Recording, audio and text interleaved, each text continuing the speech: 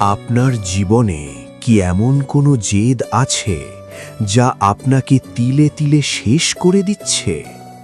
এমন কোনো সিদ্ধান্ত যা আপনি ভেতর থেকে জানেন ভুল, তবুও কেবল ইগোর কারণে আপনি তা আঁকড়ে ধরে আছেন? আজকের এই দৃশ্যটা ভালো করে দেখুন। তীরের বিছানায় শুয়ে থাকা এই বৃদ্ধ যোদ্ধা কোনো সাধারণ মানুষ নন। ইনি মহাজ্ঞানী ভীষ্ম পিতামহ। কিন্তু আজ তার এই করুণ দশা কেন?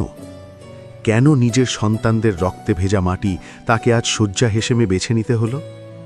আমরা সবাই বলি ভীষ্ম মহান ছিলেন, কারণ তিনি বড় ত্যাগ করেছিলেন।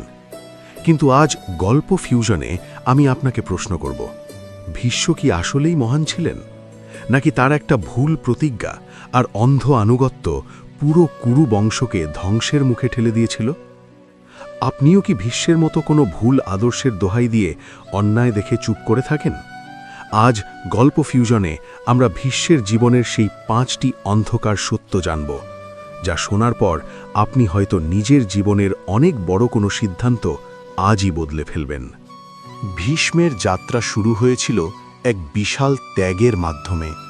পিতার ব্যক্তিগত কামনার জন্য তিনি নিজের যৌবন আর সিংহাসন বিসর্জন দিলেন। পৃথিবী তাকে বাহবা দিল, কিন্তু একবার ভেবে দেখুন তো, আপনার একটা ভুল সিদ্ধান্ত কি আপনার পুরো পরিবারের ভবিষ্যৎ অন্ধকার করে দিচ্ছে না? ভীষ্মের সেই প্রতিজ্ঞার কারণেই সিংহাসন যোগ্য উত্তরাধিকারী হারালো, আর ধৃতরাষ্ট্রের মতো অন্ধ এবং দুর্যোধনের মতো অহংকারী মানুষ ক্ষমতার কেন্দ্রে চলে এলো। আপনার জীবনেও কি এমন কোনো প্রতিজ্ঞা বা জেদ আছে যা আসলে আপনার চেয়ে আপনার প্রিয়জনদের বেশি ক্ষতি করছে? ইতিহাসের সবথেকে বড় প্রশ্ন, দ্রৌপদীর অপমানের সময় ভীষ্ম চুপ কেন ছিলেন? তিনি বলেছিলেন তিনি রাজসিংহাসনের প্রতিজ্ঞায় আবদ্ধ। শুভ, আপনিও কি আপনার অফিসের বসের অন্যায়ের সময় চুপ থাকেন কারণ আপনি চাকরির প্রতিজ্ঞায় আবদ্ধ? আপনি কি আপনার বন্ধুর অন্যায়ের সময় কথা বলেন না কারণ আপনি বন্ধুত্বের প্রতিজ্ঞায় আবদ্ধ?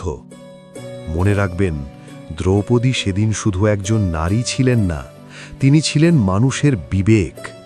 আর ভীষ্মের সেই নীরবতাই প্রমাণ করেছিল, আপনার আদর্শ যদি অন্যকে রক্ষা করতে না পারে, তবে সেই আদর্শ আসলে আবর্জনা ছাড়া আর কিছুই নয়। রাজকুমারী অম্বার জীবন ভীষ্মের কারণে শেষ হয়ে গিয়েছিল।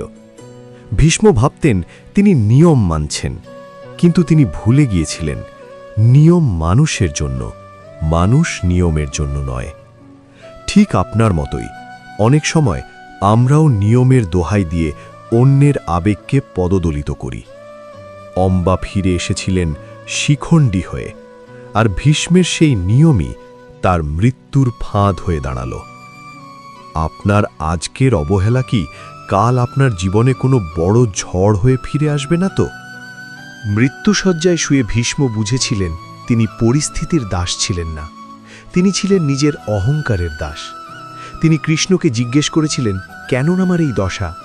কৃষ্ণ উত্তর দিয়েছিলেন, ভুল সময় চুপ থাকাই হলো আপনার সবথেকে বড় পাপ। শুভ, আজকের ভিডিওর শেষে আমি আপনাদের কাছে একটি প্রশ্ন রেখে যাচ্ছি। আপনি কি আপনার জেদ নিয়ে ভীষ্মের মতো তীরের বিছানায় শুতে চান, নাকি আজই সেই ভুল প্রতিজ্ঞা ভেঙে ন্যায়ের পথে হাঁটতে চান? কমেন্টে আপনার জীবনের কোনো একটা জেদের কথা আমাদের জানান, যা আপনি আজই বদলে ফেলতে চান। গল্পের মাধ্যমে জীবন পরিবর্তনের এই যাত্রায় আমি আছি আপনার সাথে। আপনি দেখছেন গল্প ফিউশন, আর এই পুরো যাত্রায় আপনাদের সাথে গল্পের আড্ডায় ছিলাম আমি শুভ।